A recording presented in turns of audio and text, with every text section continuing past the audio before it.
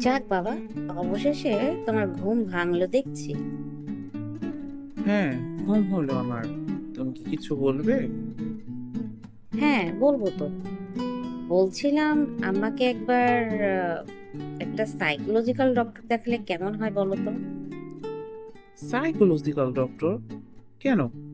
আমার আবার হঠাৎ করে কি হলো? সে কথা আর শুনতে চেও না। অবাক করা কাহিনী হয়েছে। আমার শাশুড়ি আম্মার হঠাৎ করে যে কি হলো, আমি সেটাই তো বুঝতে পারছি না। অবশ্য বিয়ে হওয়ার পর থেকে এরকম দেখছি, কিন্তু জিনিসটাকে আমি ইগনোর করে গেছি। কিন্তু এখন দেখছি আর ইগনোর করা চলবে না।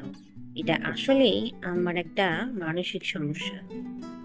ওহো, এত ভনিতা না করে বলো তো কি হয়েছে? শোনো তাহলে, এই বিয়ের পর থেকে তো আমি কোনো ওয়েস্টার্ন ড্রেস পরতে পারি না। বিয়ের আগে পরতাম, বাট বিয়ের পরে শাশুড়ি আম্মা বললো এইসব ড্রেসে নাকি আমাকে মানায় না।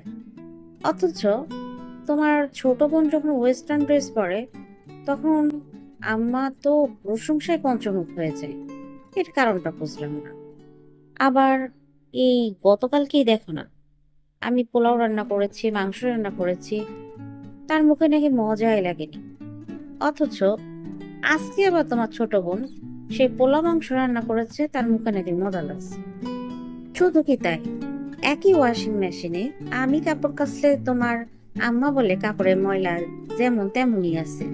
অথচ তোমার বোন কাপড় কাচলে নাকি সেই কাপড় একেবারে সাদা ধবধব করে। আমি না বুঝতে পারতেছি না ঘটনাটা কি ঘটতেছে।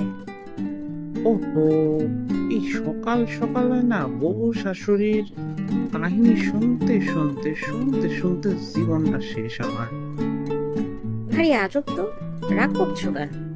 আসলে যা ঘটছে তাই তো বলছি। আরো একটা মজার কথা বলি শোনো। গতকাল আমার আব্বা ছিল, ওই পল্টু কাকার দোকান থেকে রসগোল্লা নিয়ে এসেছিল।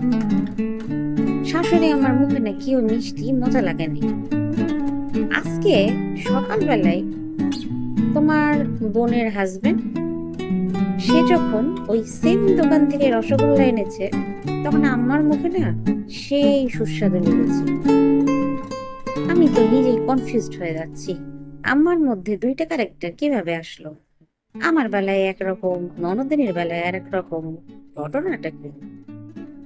থামো রে বাবা, থামো, আর শুনতে চাইতেছি না।